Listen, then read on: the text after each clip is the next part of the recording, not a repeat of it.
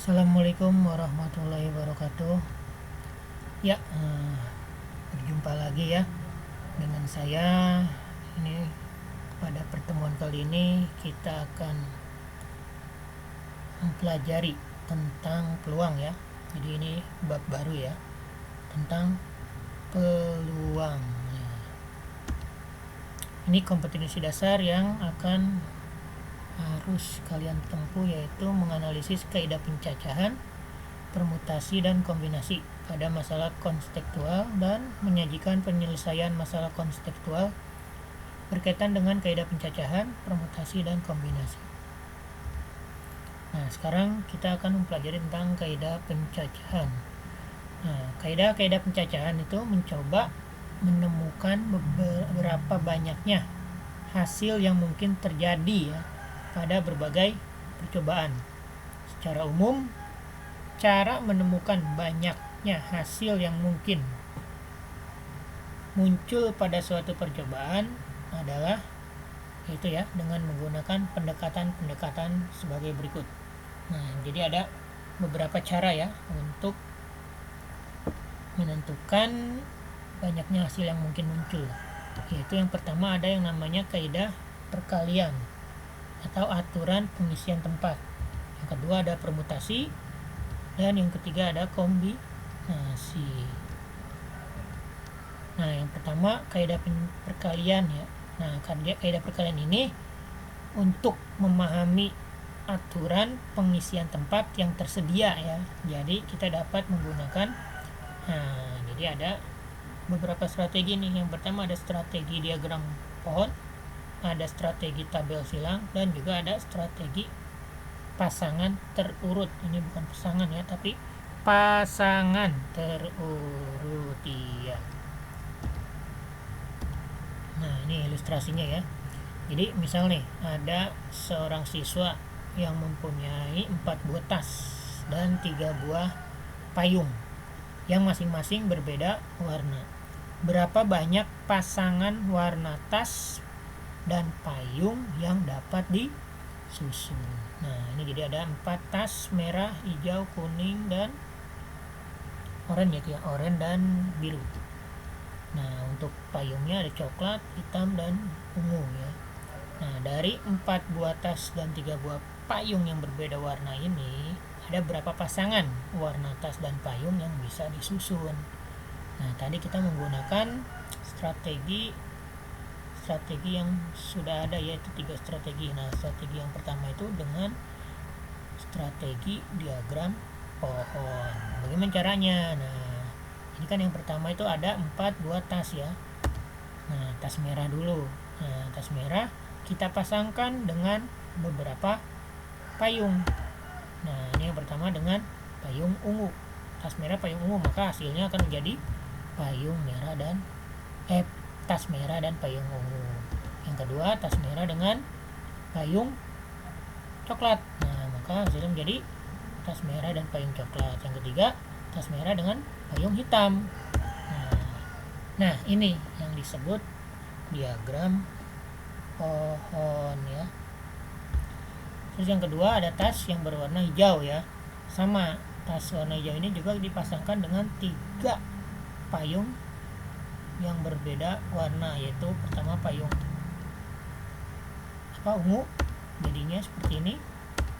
Nah, yang kedua payung coklat seperti ini, sama seperti yang tadi. Yang ketiga ada payung hitam. Nah, terus ada apa lagi? Tas yang berwarna orange dan biru. Nah, seperti ini ya. Jadi hasilnya yang mana? Nah, hasilnya itu yang ini. Ada berapa nih? Ini kan ada 3, 1, 2, 3, 4, 5, 6, 7, 8, 9, 10, 11, 12. Berarti ada 12 pasangan tas dan payung yang berbeda. Iya, paham kan? Iya. Nah, untuk yang pakai apa nih? Nah, dari diagram pohon di atas diperoleh susunan pasangan tas payung, yaitu yang tadi sudah ada yang paling bawah ya. Nah, jadi banyaknya pasangan warna tas dan payung yang dapat disusun itu adalah 12 pasang. Nah, solusi 12 pasang itu diperoleh langsung dari 4 kali 3, yaitu 4 tas dan 3 payung. Nah,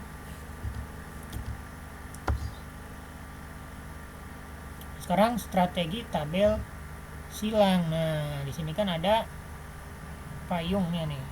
Payung silang. Ada pemisalan. Ini tas ini jadi T1, tas merah ya, tas hijau T2, tas oranye T3, tas biru T4. Sedangkan payung ungu P1, payung coklat P2 dan payung hitam P3. Nah, di sini lihat. Ini pakai tabel silang. Ini kan ada tabel nih. Iya. Nah, yang belah atas ya, paling atas ini payung. Jadi P1, P2, P3. Sedangkan yang sebelah paling kiri ini tas. T1, T2, T3, T4. Tinggal disilangkan saja. Berarti T1 dengan P1 tulis T1, P1.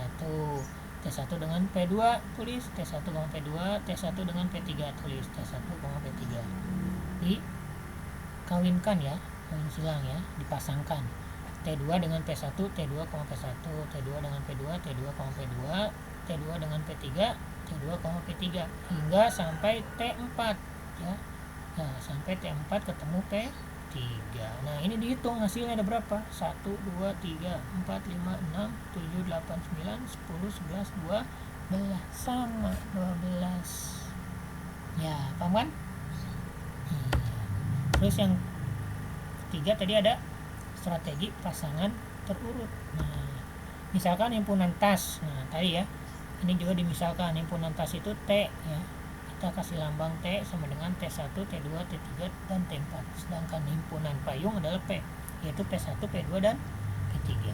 Nah, dengan menggunakan perkalian kartesius antara dua himpunan diperoleh T kali P. Nah, sama kayak yang tadi, hampir sama dengan tabel silang ya. Nah, jadi sini T1, T1, T2, P2, T1. Mohon maaf, T1 P1, T1 P2, T1 P3, T2 P1, T2 P2, T2 P3, nah, T3 P1, T3 P2, T3 P3, T4 P1, T4 P2 dan T4 P3. Nah, ini ada berapa jumlahnya? Harusnya 12. Kalau nggak 12 berarti salah ya, karena harus sama. Menggunakan strategi apapun jawabannya harus sama, yaitu adalah 12 pasangan. Nah, banyak anggota dalam himpunan pasangan terurut T kali P menyatakan banyak pasangan warna tas dan payung yang dapat disusun. Jadi banyak pasangan warna tas dan payung yang dapat disusun itu adalah 12 pasang.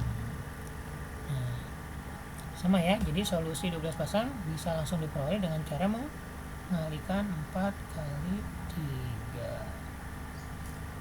Oke.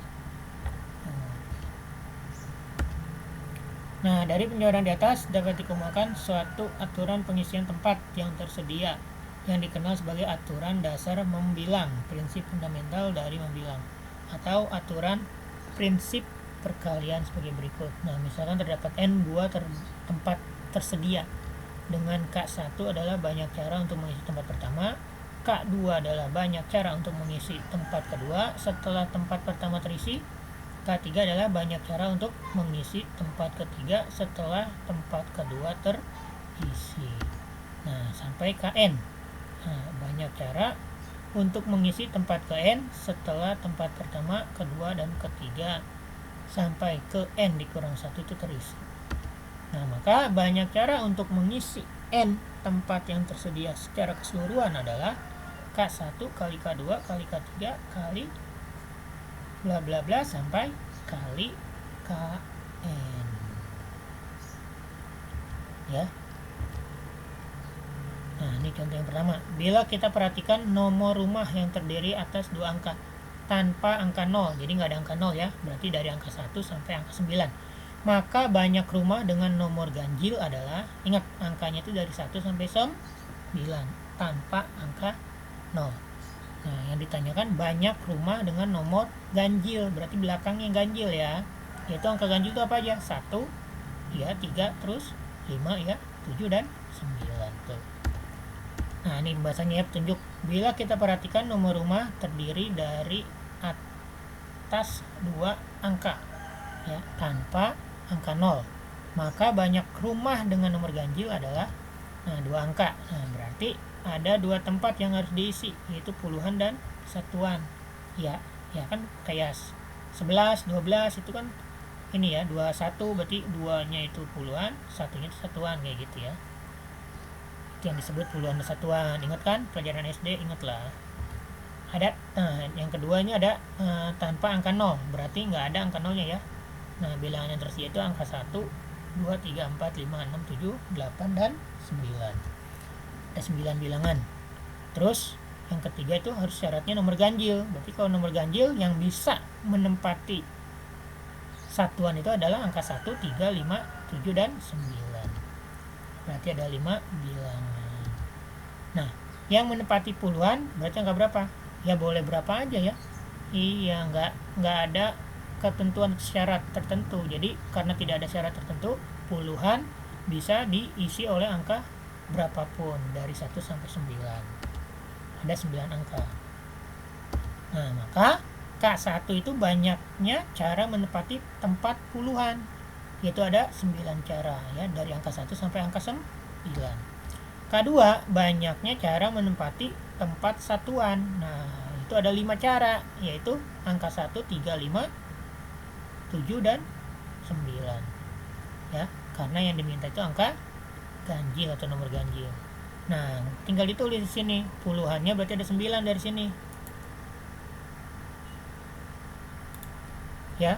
Nah, ini ada 9 cara. Langsung kita isi di puluhan.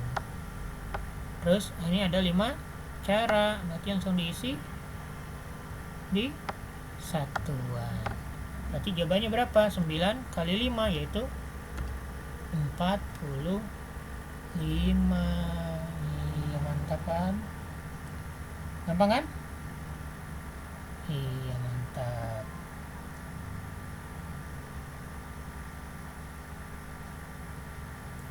Lanjut. Paham kan ya? Paham.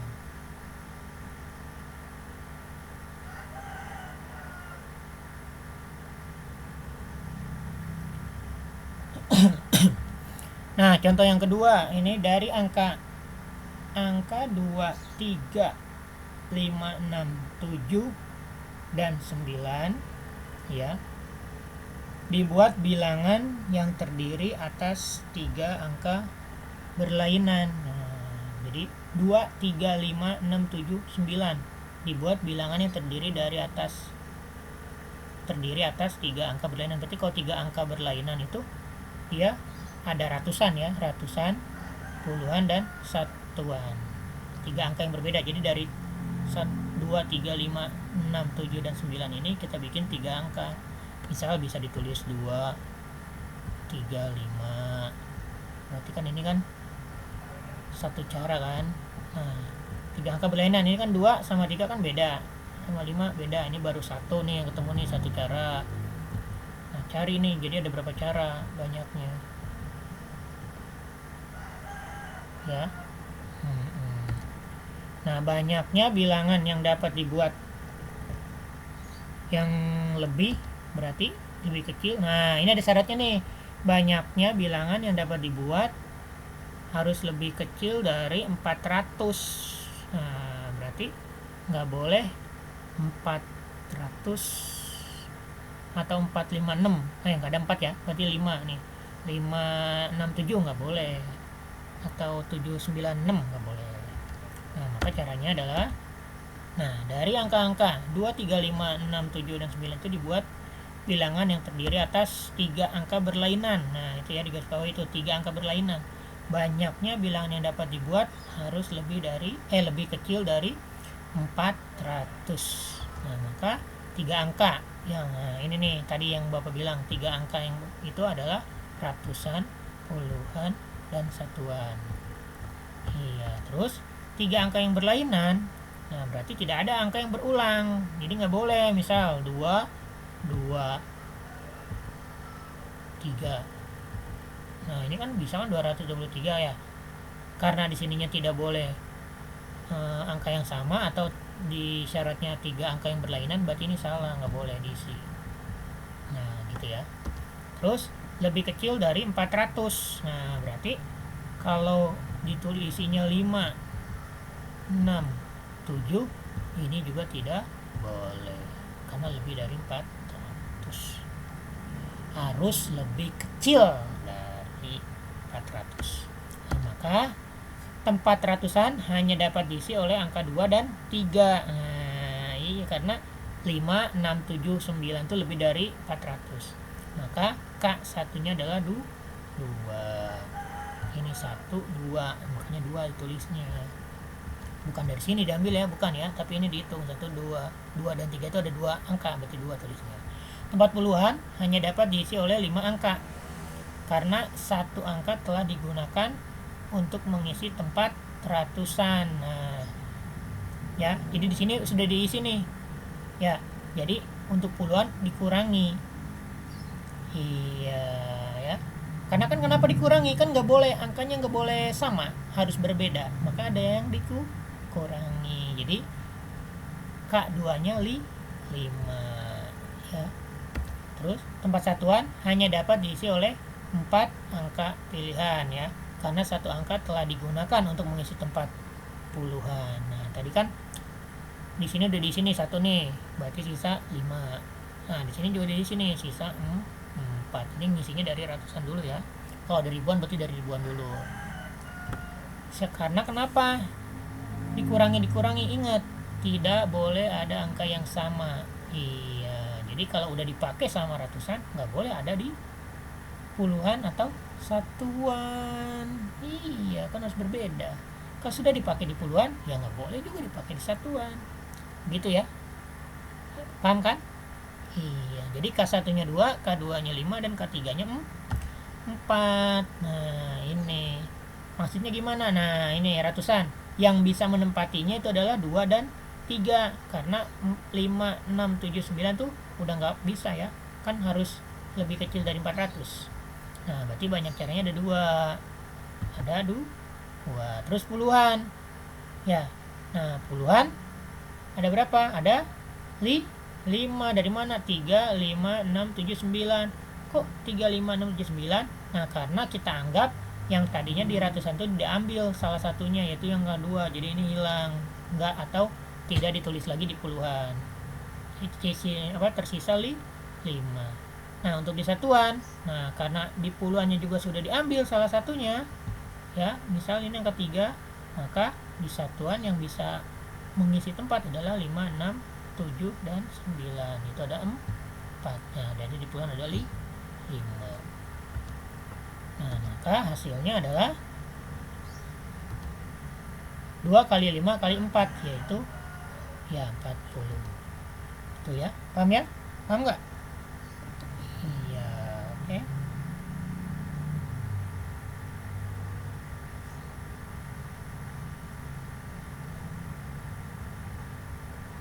Paham ya? Iya, lanjut ya. Lanjut. Nah, karena tadi kaidah pencacahan sudah paham, lanjut kita ke notasi faktorial ya, ke F. Nah definisinya yaitu hasil kali bilangan asli 1 sampai n dinamakan n faktorial yang dilambangkan dengan n tanda seru, tapi dibacanya n faktorial, bukan n tanda seru ya, tapi dibacanya n faktorial. Jadi faktorialnya itu lambangnya tanda seru ini, tapi dibacanya tetap n faktorial. Jadi n faktorial artinya adalah sama dengan 1 dikalikan 2 dikalikan 3 dikalikan sampai dengan kali n dikurang 2 dikalikan n dikurang 1 dikalikan sampai n. Atau n faktorial sama dengan n dikalikan n min 1 dikalikan n min 2 dikalikan sampai dengan 3 dikalikan 2 dikalikan 1. Hanya dibalik saja ya, karena perkalian itu bersifat komutatif, bisa ditukar tempat. Nah jadi 1 faktorial itu sama dengan 1, sedangkan 0 faktorial hasilnya adalah 1. Paham ya? Iya. Nah, n faktorial. Nah, n faktorial ini dapat juga dituliskan sebagai berikut ya. N faktorial sama dengan n dikalikan n dikurang 1 dalam kurung ya faktorial. Sedangkan yang B ini n faktorial sama dengan n dikalikan dalam kurung n dikurang 1. Ini ada faktorialnya ya. Faktorial dikalikan n dikurang 2 faktorial. Dan yang terakhir n faktorial sama dengan n dikalikan dalam kurung n dikurang 1 ya dikalikan n dikurang 2 dikalikan, oh ya mohon maaf ya, ini nggak usah pakai faktorial, benar ya tadi ya, kalikan n dikurang 3 faktorial dan seterusnya.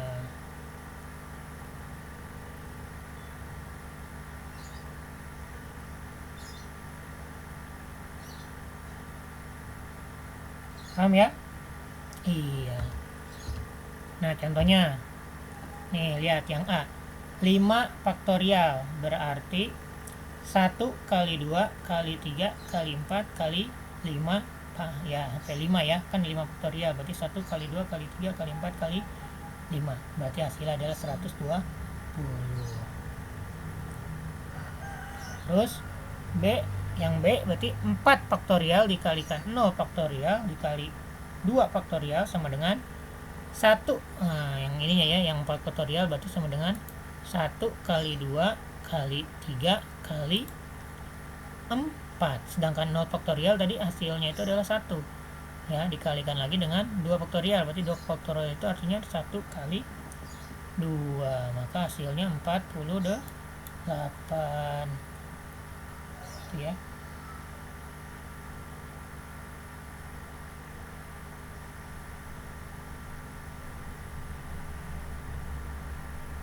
Ya, terus yang C, n ditambah 1 faktorial dibagi n faktorial. Ya, nah tadi n, berarti ini sama dengan n ditambah 1 faktorial dikalikan n faktorial per n faktorial. Maka sama dengan n ditambah 1. Ya. Terus yang D, tentukan nilai n dari n dikurang 1 faktorial dikurang n dikurang 1 faktorial per n dikurang 3 faktorial sama dengan 72. Nah, maka ini solusinya. N dikurang 1 faktorial itu kan tadi sama dengan n dikurang 1 dikalikan n dikurang 2 dikalikan n dikurang 3 faktorial per n dikurang 3 faktorial. Maka hasilnya 72. Jadi n dikurang 1 dikalikan n dikurang 2 sama dengan 72. Jadi ini tinggal kita kalikan ya, n dikali n jadi n kuadrat, n dikali min 2 jadi min 2n, n dikali n min 1 dikali n jadi min n, min 1 dikali dengan min 2 jadi plus 2 ya. Nah, maka nanti setelah dikurangi dengan 72 hasil seperti ini. N pangkat 2 dikurang 3n dikurang 70 sama dengan 0. Nah, ini kita cari faktornya ya, yaitu n dikurang 10 dikalikan n ditambah 7 sama dengan 0. Jadi n nya sama dengan 10 atau n sama dengan negatif 7. Karena n bilangan asli, maka n tidak boleh negatif. Nah, bilangan asli itu dari angka 1 sampai seterusnya ya, 1, 2, 3, 4, 5 dan seterusnya. Dan n sama dengan 10 yang diambil. Jadi nilai n yang diminta adalah 10. Nah, ini asal kemampuannya, silakan kalian kerjakan ya. Mohon maaf nih apabila banyak salah ucap atau juga salah ketik ya. Ya, semoga kalian paham dari penjelasan Bapak ini. Sekian dan terima kasih. Assalamualaikum warahmatullahi wabarakatuh.